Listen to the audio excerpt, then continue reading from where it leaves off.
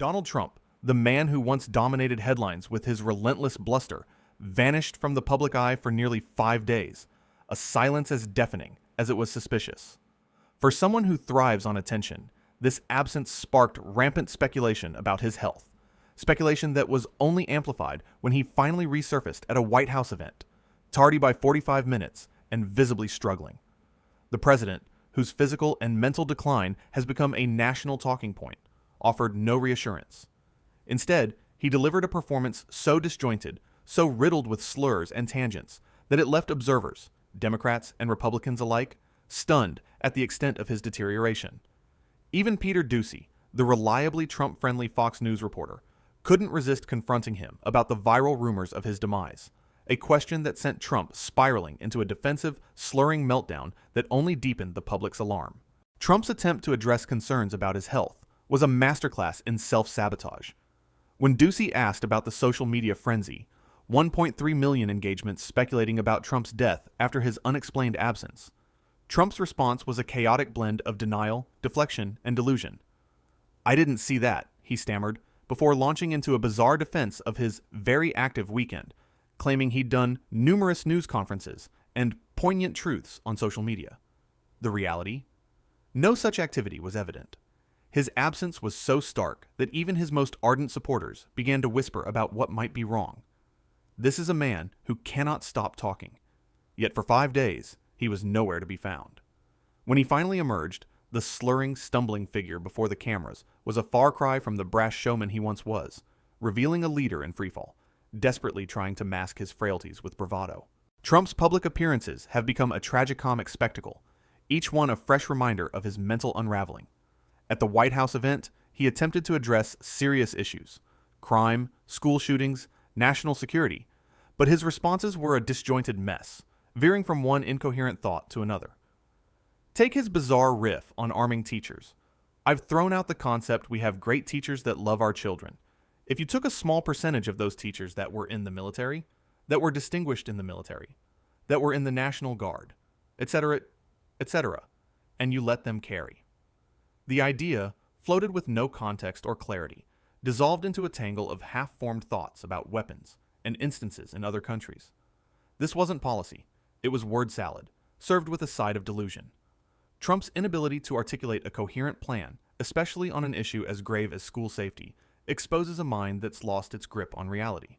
His attacks on Democratic governors, particularly Illinois' JB Pritzker, were equally unhinged. Trump seized on Chicago's crime rates, spewing exaggerated figures: 6 murdered one week, 7 the next, 9 or 10 over a weekend, with 24 people hit by bullets. The numbers, as usual, were untethered from reality, a hallmark of Trump's compulsive lying.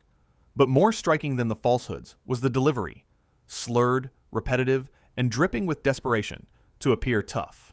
He called Chicago a hellhole, compared it unfavorably to Afghanistan, and smeared Pritzker as naive and untruthful. Yet, when pressed on whether he'd send National Guard troops to Chicago, Trump dodged, offering only vague bluster. "I didn't say when." This is not the rhetoric of a strong leader, but the petulant whining of a man who knows his threats carry no weight. Trump's fixation on projecting strength only underscores his weakness. He bragged about Washington, D.C., being a safe zone under his watch, claiming, "You can walk right down the middle of the street. You're not going to be shot, Peter." The absurdity of this claim, delivered with a condescending nod to Doocy, was matched only by its irrelevance. Crime statistics tell a different story. Washington's challenges persist, despite Trump's boasts. His attempt to paint himself as a crime-fighting savior is pure political theater, but the performance is shoddy. He's forgotten his lines, stumbled over his words, and tripped over the truth at every turn. The man who once commanded attention with his bombast now commands only pity, his every utterance a reminder of his diminished capacity. Trump's cognitive decline isn't just a domestic embarrassment, it's a global one. World leaders, from Vladimir Putin to Xi Jinping to Narendra Modi, are openly mocking him, laughing at his tariff threats, and dismissing his attempts at intimidation. Once, Trump's unpredictability was his weapon. Now, it's his Achilles heel. His rambling, incoherent speeches, filled with references to 1980s pop culture like Hannibal Lecter and Johnny Carson, make him a caricature of a bygone era, irrelevant, and out of touch. At a recent cabinet meeting, he spent 13 minutes obsessing over the decor, waxing poetic about frames and lamps, while his advisors, including Defense Secretary Pete Hegseth and Secretary of State Marco Rubio, sat in stunned silence. This is not leadership. It's a man lost in his own mind, unable to focus on the pressing issues of war, trade, or governance the international community sees through the facade. Putin, who once played Trump like a fiddle, now barely conceals his disdain. Xi and Modi, leaders of rising global powers, view Trump's threats as empty noise from a weakened figure. His boasts about saving 7,000 people a week in Ukraine to get to heaven reveal not just his delusions of grandeur, but a desperate, almost childlike need for validation. These are not the words of a statesman, but of a man grappling with his own mortality, aware that his legacy is crumbling alongside his mind. The world is watching, and they're not impressed. They're laughing. The confrontation with Peter Doocy was the nadir of Trump's disastrous reappearance. When Doocy asked about the viral rumors of his death, Trump's response was a masterclass in self-destruction. "I didn't see that," he slurred, before launching into a defensive tirade about his very active weekend, citing non-existent news conferences and poignant truths that no one could verify. His obsession with comparing himself to Joe Biden wouldn't do them for months, only highlighted his insecurity, as if Biden's own struggles somehow absolve his own. When Doocy pressed further, pointing to a viral video of a bag being thrown from a White House window, Trump's response was equal parts absurd and pathetic. "That's probably AI generated. You can't open the windows. They're all heavily armored and bulletproof." This wasn't just a lie. It was a window, pun intended, into Trump's paranoia and confusion. His fixation on AI as a scapegoat, if something happens really bad, just blame AI, reveals a man who no longer trusts his own reality. The windows of the White House, he claimed, weigh 600 pounds and are sealed, a bizarre detail delivered with the conviction of someone who believes their own nonsense. His wife, he said, complained about the lack of fresh air, a tangent so irrelevant it bordered on farce.